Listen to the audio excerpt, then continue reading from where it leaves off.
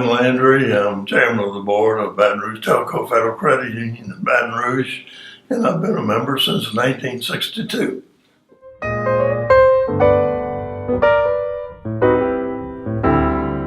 I was born and raised on a strawberry farm, and I went to Baton High School.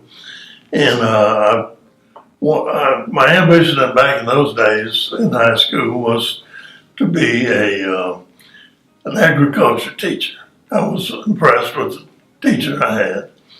And so I was involved with the Future Farmers of America in high school, and debate teams and things of that nature. And I had an ambition of being going to college as a agriculture teacher. But World War II cut that short, and I got involved with other things, particularly radio.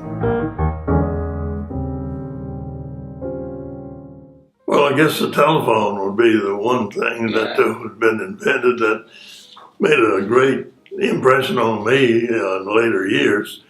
And it was my career, and so the telephone, I'm glad they invented it. And of course, it has changed over the years, and the telephone as we knew it back when I started in the business, and even before that, you wouldn't recognize it today.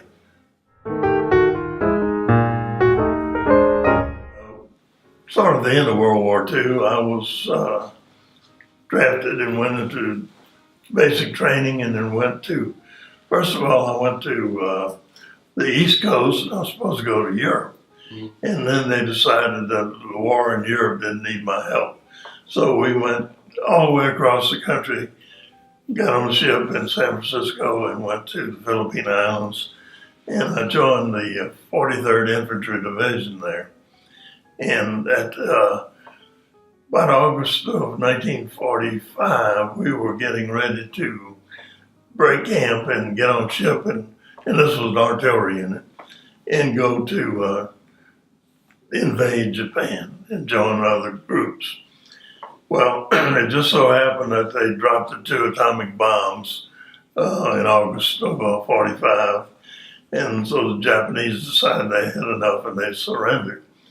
We got to Japan about 7 days after the armistice was signed on the ship. We landed in Yokohama, and we had all our duffel bags and rifles and everything we owned was with us. We're carrying it. And so we got on a Japanese train from Yokohama to go to Tokyo. And I had a buddy that I trained with, and he was about my age. And we got on the train, and I was sitting on an aisle seat, and he was sitting about a window seat.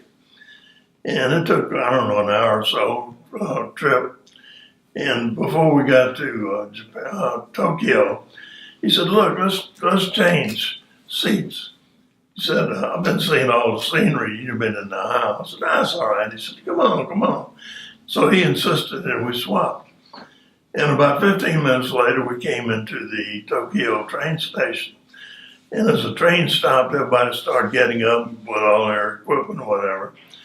And it just so happened that the guy that was sitting in the aisle seat in front of my friend got up, and he had a round in his carbine, and he jarred it, and it shot and hit my friend in the throat, and he was killed immediately almost.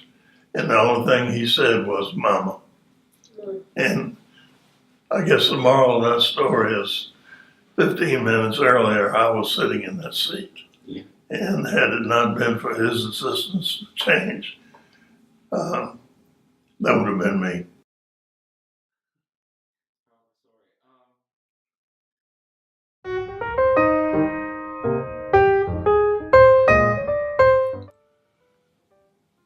When I asked my wife if she would marry me, and she said, "I will."